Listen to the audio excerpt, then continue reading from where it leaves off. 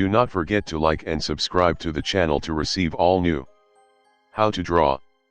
Learning how to draw can seem daunting, especially when you look at masterpieces by your favorite artists.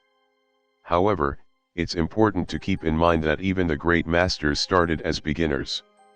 Start by practicing some basic drawing techniques, then move on to more complex drawings to capture people, landscapes, animals, and more.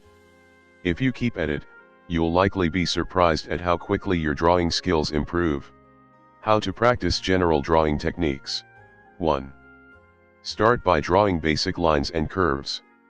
If you're just learning to draw, start by carefully drawing the pencil over the page in a straight line. Practice holding your hand at different angles to see what gives you the most control over the pencil, along with what feels most comfortable. Once you feel comfortable drawing a straight line, practice rotating your wrist as you draw, which should create a curve. Try making a series of big loops on the paper, then draw tiny swirls below that. This will help you build up your hand-eye coordination so you can create the effects you want on the page. Practice drawing lines of different lengths, thicknesses, and textures. Try to produce wavy lines, zigzag lines, and tangled, scribbly lines. After you get comfortable with lines and curves, try drawing shapes. For instance, you might try filling a page with two-dimensional shapes such as circles, squares, or triangles. For more information on drawing a straight line, check out How to Draw Neat Lines. Tip: try choosing a set of graphite pencils in different hardnesses so you can experiment with the ones that match your drawing style the best. Most manufacturers grade pencils on a scale ranging from 9H, the hardest, to 9B, the softest. Harder pencils draw thinner, lighter lines, while softer pencils make darker, thicker strokes. 2. Create a sense of depth by shading in a shape. Draw a simple shape, such as a circle, and add an imaginary light source to your page. Use a pencil to lightly shade in the areas farthest from your light source, while leaving the area closest to the light source unshaded. Keep building up the shading until you have a gentle fade. You have a gradient from the darkest values at the parts of the object farthest from the light source to the lightest at the area closest to the light source. For instance, you might imagine that there's a lamp shining down from the top left corner of the page. In that case, the top left area of your shape wouldn't have any shading. Just below that area, add light shading, then progress to very dark shadows in the bottom right corner of your page. Try blending your shadows with your finger, an eraser, or a cloth to soften them. To learn more about shading, check out How to Shade Drawings. You can also read about more advanced shading techniques in How to Crosshatch and How to Stipple. 3. Make an object seem grounded in reality by adding cast shadows. Picture your light source, then draw a shadow on the opposite side of the object from the light.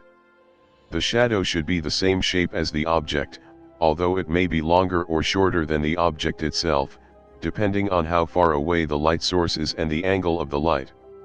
For instance, if you have a bowl of fruit on a table, the table will cast a shadow on the floor, the bowl will cast a shadow on the table, and the fruit will cast a shadow inside the bowl. Use your finger or an eraser to blur the edges of the shadow so it looks more realistic. Check out How to Draw a Shadow to learn more. 4. Draw a grid on the paper if you need help with proportions. If you're drawing something from a source image, draw several evenly spaced vertical and horizontal lines on your paper to make a grid. Then, draw the same lines on your source image. Look at each individual square on the source image and copy it into the corresponding square on your paper. Your finished picture should be proportionate with the original. For instance, you might draw 3 vertical lines and 2 horizontal lines to make a 4x3 grid. It's okay if the squares aren't the same size on your source image as they are on your paper. You'll naturally adjust the size as you copy the picture you see in each grid. In fact, this technique is often used to resize a drawing. 5. Show an object's dimension by learning perspective. To start practicing perspective, draw a horizontal line across your paper to represent the horizon. Make a small dot on the line. This will be your vanishing point.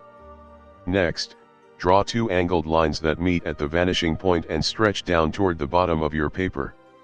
This can represent a road, a stream, railroad tracks, or any other pathway. The widest part of the path, near the bottom of the page, will seem closest to you, while the vanishing point will seem to be very far away. Perspective means that objects that are up close seem to be larger than objects that are far away. Simple perspective drawings only have one vanishing point, although more complex drawings might have two or even three. Understanding perspective will also help your shading and cast shadows look more realistic. Learn more by checking out how to draw perspective. You can also read how to draw a 3D box for another way to study the concept of perspective. 6. Build an object out of different shapes. When you've mastered the art of drawing and shading basic shapes, you can draw much more complex objects by breaking them up into simpler shapes.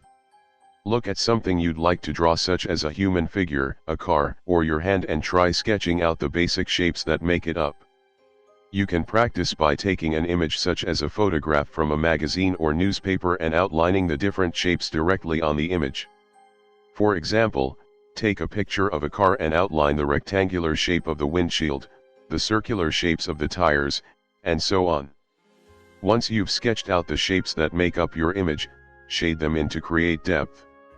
To create a more finished drawing, connect the different shapes together with lines to build a coherent whole. You can then erase the outlines of the individual shapes that you sketched in. 7. Try a contour drawing. Contour drawing is an exercise that helps you learn to create complex, realistic outlines. Pick an object to draw and follow the outlines of the image with your eye while drawing them at the same time. Try to keep your eye on the object you're drawing as much as possible, instead of concentrating on the hand that's doing the drawing. Don't worry if the drawing isn't perfect, just try to get the basic shape of whatever you're looking at onto the paper.